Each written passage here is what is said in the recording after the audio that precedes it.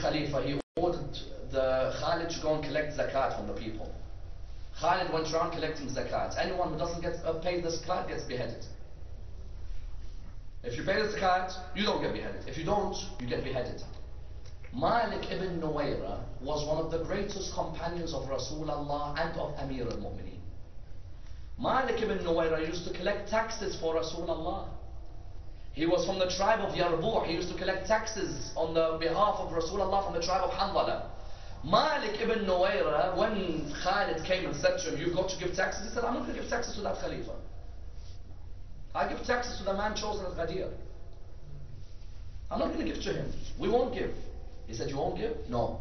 He beheaded him and the whole tribe. And when they beheaded the tribe, do you know who was with Khalid ibn Walid, who was under him in the command? Abu Qatada. Abu Qatada went back to the first Khalifa. He said to him, you see your commander what he's done? He said, what has he done? He said, your commander has killed a person who used to collect taxes on behalf of Rasulullah. He said, who? He said, Malik ibn Nuwayra. He said, he killed Malik? Yes. When Umar ibn al-Khattab heard Khalid had killed Malik, he said to Abu Bakr, punish him. He said, what do you mean? He said, punish him. We can't have a rule for one and another rule for another. The man has done this. And then he said to Abu Bakr, do you know what else he's done? He said, what is it? He said, the next night he's with his wife, Layla. In Islam, you have to leave an iddah period. You don't go with the wife the next night, do you? The next night he's with Layla. Punish him like we punish everybody else. He said, how can I punish a man who Allah praised his sword? Commander of the Muslim army. If the verse is telling us ulil amr are the commanders, this is the commander I have to obey? A commander who goes and kills a sahabi of Rasulullah and then goes with his wife the next night? A commander who has that type of behavior? If you are telling us ulil amr are the commanders, Umar ibn Sa'ad is a commander. Umar ibn Sa'ad on the 10th of Muharram is a commander. On the night of the 11th of Muharram, do you know what Umar ibn Sa'ad ordered the soldiers? He said to them, oh horse riders, ride your horses and trample on the body of Aba Abdullah. That's a Muslim commander, isn't it? It's a Muslim commander. If the Quran, when it said, Ya ayyuha alladhina amanu ati'u Allah wa ati'u Rasula wa ulil amr minkum, the ulil amr are the commanders, I've got to obey commanders like this. Islamic history is full of commanders who claim to represent Islam, but had some of the most despicable behavior about them. That's the third opinion we rejected. The fourth opinion, the ulil amr is the whole ummah. Al-Fakhr al-Razi says, when God says obey God, obey the Prophet and the ulil amr, he says the ulil amr must be infallible. Because God is infallible, the Prophet is infallible, therefore the ulil amr must be infallible. He said therefore the ulil amr is the whole ummah. What do you mean the whole ummah? He said because Rasulullah said, my ummah will not unite on error. It's interesting. Rasulullah said, my ummah will not unite on error. Therefore the ulil amr is my ummah. This opinion is quite absurd, to tell you the truth. Do you know why? If you get 200 cows and 200 cows, you're going to make one horse? That's not honest. If I now gather the whole minds of the whole ummah, I'm going to have an infallible mind? Iqbal used to say, bring me the mind of 200 donkeys. It does not come near the thought of one human being. Why does he say that? He's saying that your opinion, you're saying that the whole ummah is the ulil amr. So what, we get all of the ummah together, we get all their minds together, we're going to make one infallible opinion? What type of logic is that? What type of logic? As in when Rasulullah said, my ummah will not unite on error. Do you know what he meant? He meant while there's a ma'soom in my ummah, then the whole ummah cannot unite on error. That's the point. While there's a ma'soom in my ummah, then the whole ummah can't unite on error. Otherwise, this ummah united on error 100 times. You think when they fought Ali ibn Abi Talib at Jamal, didn't they unite on error? When they fought Aba Abdullah in Karbala, didn't they unite on error? As in when you're saying that ulil amr is the whole ummah and that the ummah doesn't unite on error. This Muslim ummah many times united on error. But when there's a ma'soom present, he makes it clear what the difference is between right and wrong. That's the fourth opinion. The fifth opinion is the opinion of the school of Ahl al-Bayt. That the ulil amr are the imams of Ahl al-Bayt.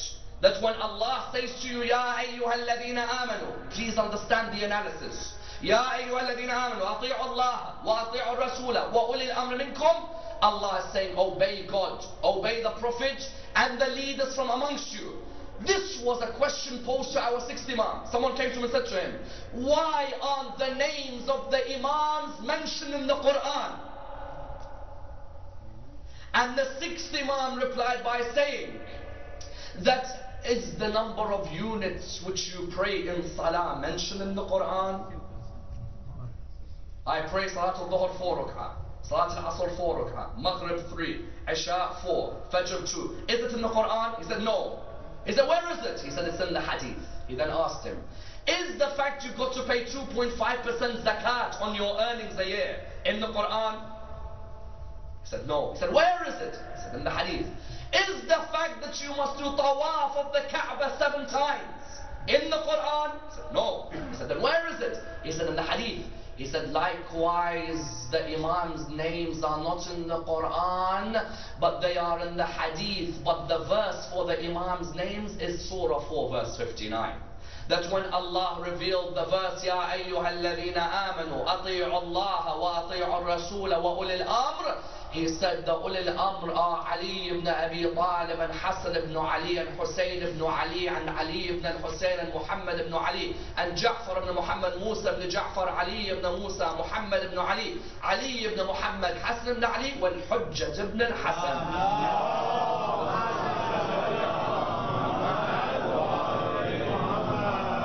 That here clearly Allah subhanahu wa ta'ala states, obey God, obey the Prophet and the leaders from amongst you. He says, we are the leaders from amongst you. In another hadith, Jabir bin Abdullah al-Ansari comes to Rasulullah, Ya Rasulullah, who are these ulil amr who Allah has said obedience to them is the same as obedience to Rasulullah? Jabir said, these ulil amr are my sons from Fatima. And then he mentioned Ali, Hassan, Hussein, Ali ibn Hussein. Then he said, Muhammad al-Baqir, who you will meet, Jabir.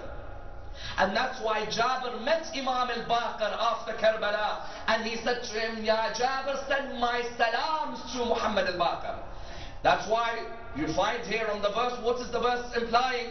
The verse is implying that when Allah tells me to obey the Prophet, it's because the Prophet is infallible. Likewise, when He tells me to obey the ulil amr, it's because the ulil amr are infallible as well. Notice in the Arabic of the verse, Ya ayyuhalladhina amanu, ati'u Allah wa ati'u Rasula wa ulil amr. Why doesn't Allah say, ati'u Allah wa ati'u Rasul wa ati'u ulil amr? Why does God say, obey God, obey the prophets and the leaders? Not obey God, obey the prophets and obey the leaders. The wow in the middle of Rasul and Ulil Amr indicates that Ulil Amr and Rasul, their obedience is exactly the same.